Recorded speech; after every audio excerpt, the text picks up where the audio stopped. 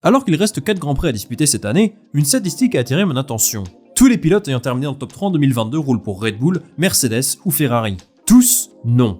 Un jeune pilote britannique résiste encore et toujours à la domination totale des 3 écuries de devant. Lando Norris est le seul pilote qui ne fait pas partie du top 3 à s'être invité sur le podium. C'était à Imola en début de saison.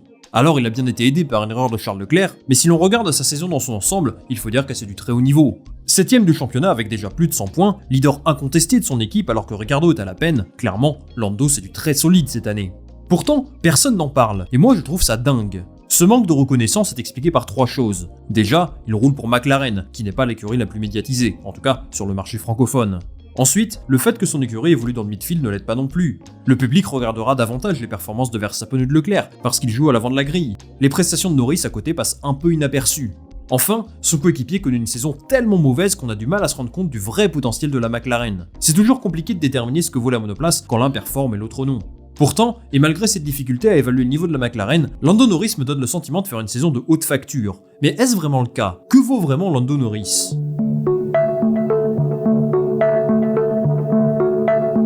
Cette saison, McLaren a connu des hauts et des bas. D'abord en grande difficulté en début de saison, l'écurie britannique a su petit à petit revenir dans la bataille dans le midfield. C'est une bonne performance, parce qu'ils reviennent de loin. Souvenez-vous du premier Grand Prix de la saison à Bahreïn. Norris et Ricciardo peinaient à passer en Q2, et se qualifiaient finalement P14 et P15. On annonçait une saison horrible pour eux, à tel point qu'on les imaginait batailler en fond de grille avec Williams. 18 courses plus tard, McLaren est 5ème du championnat constructeur, et va se bagarrer avec Alpine jusqu'au bout pour leur chipper la 4ème place. Alors une chose est sûre, McLaren a progressé et a apporté des évolutions techniques qui permettent à Norris de briller. Mais à la base, et au contraire de ce que pensent beaucoup de personnes, la voiture n'est pas fondamentalement construite pour lui. C'est Norris lui-même qui le dit, sa monoplace n'est pas adaptée à son style de pilotage, au contraire de celle de l'année dernière par exemple. Il insiste sur le fait qu'il a dû réaliser un vrai travail sur lui-même pour réussir à s'adapter à sa voiture. Bon bien sûr, Norris tient ce discours-là parce que ça lui permet de se mettre en valeur, il faut le dire, mais pour le coup, je suis plutôt d'accord avec lui. La monoplace est effectivement très différente de celle de l'an dernier. Ce qui est le plus frappant, c'est du côté du sous-virage, qui est beaucoup plus important.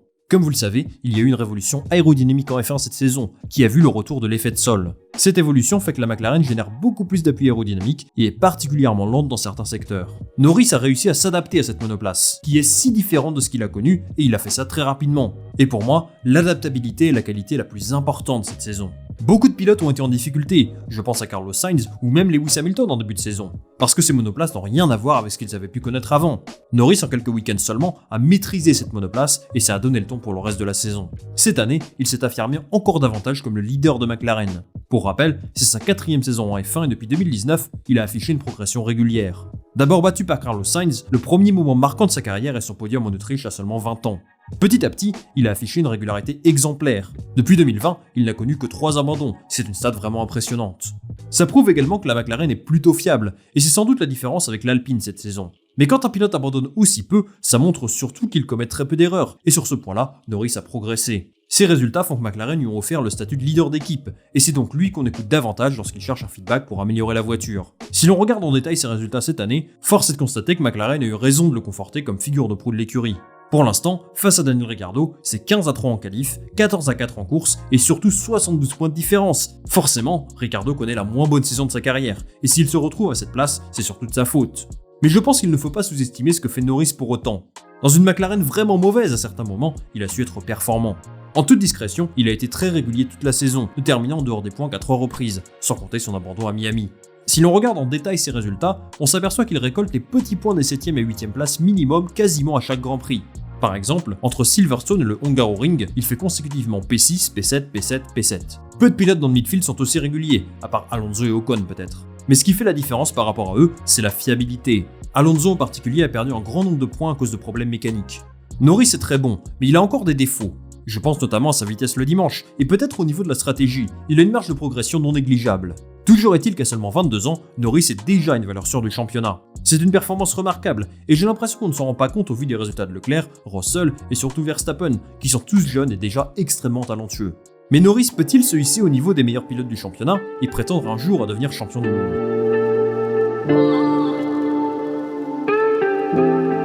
À mes yeux, Norris fait déjà partie des tout meilleurs pilotes de la grille. Je vais me répéter, mais c'est quelqu'un de tellement régulier en qualif et en course, et c'est ce qui m'impressionne le plus. J'ai été aussi agréablement surpris par sa maturité lorsqu'il est dans le paddock. J'ai l'impression qu'il devient une autre personne dès qu'il entre dans sa monoplace, le genre de pilote ultra concentré et déterminé. Pour moi, le cas de Norris est assez similaire à celui de Russell. Lorsqu'ils évoluaient en F2 ensemble, c'était pour moi les deux pilotes les plus en vue, surtout Russell d'ailleurs qui a écrasé le championnat. Mais George s'est retrouvé bloqué dans une Williams pendant 3 saisons, alors que tu sentais bien qu'il fallait mieux que ça. Aujourd'hui, dans un top team, il prouve ce qu'il vaut, et il affiche la même régularité que chez Williams, avec de bien meilleurs résultats. Norris, de son côté, vit un peu la même chose. Alors attention, à un niveau moindre, je suis pas en train de comparer McLaren à Williams. Son écurie a connu une progression extraordinaire jusqu'à l'an dernier, avec comme apothéose cette fin d'été 2021, avec une P1 et P2 à Monza, et une pole de Norris en Russie. Mais à Sochi, tout s'est mal passé ensuite. Rappelez-vous, il menait le Grand Prix jusqu'à 2 tours de la fin, mais la pluie a commencé à tomber. Il prend la décision de ne pas chausser les pneus intermédiaires, au contraire de Lewis Hamilton et de la plupart de ses concurrents, ce qui le relègue à la 7ème place au final. Je pense que ça a été un gros coup sur la tête pour lui, et beaucoup l'ont accusé d'avoir une certaine faiblesse psychologique. Mais je ne veux pas lui jeter la pierre. Quand tu es un jeune pilote et qu'un résultat comme ça arrive, c'est normal de ne pas savoir comment réagir. J'ai envie de critiquer davantage McLaren, qui me semble vraiment en stagnation depuis quelques temps. C'est une écurie qui est solidement installée dans le milieu de tableau, mais ça ne va pas plus loin. En 2019, ils finissent 4ème du championnat, 3ème en 2020, 4ème en 2021, et cette année, ils ne feront pas mieux que 4ème, une fois de plus. Certains diront à raison qu'ils ne régressent pas, mais moi je suis un petit peu déçu de ne pas les avoir vus passer un cap cette saison. Pourtant, malgré le fait que McLaren stagne, les progrès de Norris en piste sont clairs. Mais alors qu'il est devenu une vraie référence dans le midfield, Norris a-t-il le potentiel pour passer au niveau supérieur et jouer le titre ces prochaines saisons ? Bon déjà, il convient de rappeler que Norris a 22 ans, et que s'il reste au même niveau, il pourrait rester en F1 encore 10 ou 15 ans. Et les voitures dans 10 ans seront tellement différentes de celles qu'on voit aujourd'hui que c'est impossible de prédire le futur. À mes yeux, la réponse est oui. Lando Norris est un pilote complet, très régulier, capable de faire des performances extraordinaires à certains moments. Maintenant, pour espérer jouer le titre en F1, je pense qu'il faudra attendre à minima 4 ou 5 ans. Je pense que les 3 écuries de devant ont trop d'avance pour que McLaren puisse les rattraper ces prochaines saisons. Ils ont raté leur transition vers les nouvelles réglementations, et s'ils sont quand même dans la bataille pour la 4ème place au constructeur, ils le doivent beaucoup à Norris. Ça, et aussi au souci de fiabilité de l'Alpine. Norris est un pur produit McLaren. Ils l'ont soutenu en catégorie junior, et s'il est aujourd'hui un pilote de F1 dans le midfield, c'est grâce à eux. Mais à long terme, Norris ne deviendra-t-il pas trop bon pour McLaren ? Clairement, il est l'un des meilleurs jeunes pilotes du plateau, et s'il continue de progresser comme ça, il pourrait légitimement ambitionner de rejoindre une écurie meilleure que McLaren, pour pouvoir jouer la victoire chaque week-end. Mais sur le court terme, est-ce possible qu'un top team s'intéresse à lui ? Chez Mercedes, ça me semble bouché, à moins que Lewis Hamilton décide de prendre sa retraite. Mais au vu de ses propos récemment, il a plutôt l'air d'avoir envie de continuer l'aventure. Et je ne parle même pas de Russell, qui est intouchable. Par contre, du côté de Red Bull, je pense que Perez n'est pas dans la situation la plus confortable qui soit. Alors il a un contrat jusqu'en 2024, il est 2ème du championnat et est capable de gagner quand il le faut, mais il lui manque un peu de régularité sur une saison complète. Après, il est le coéquipier parfait pour Verstappen. Il y a clairement un numéro 1 et un numéro 2.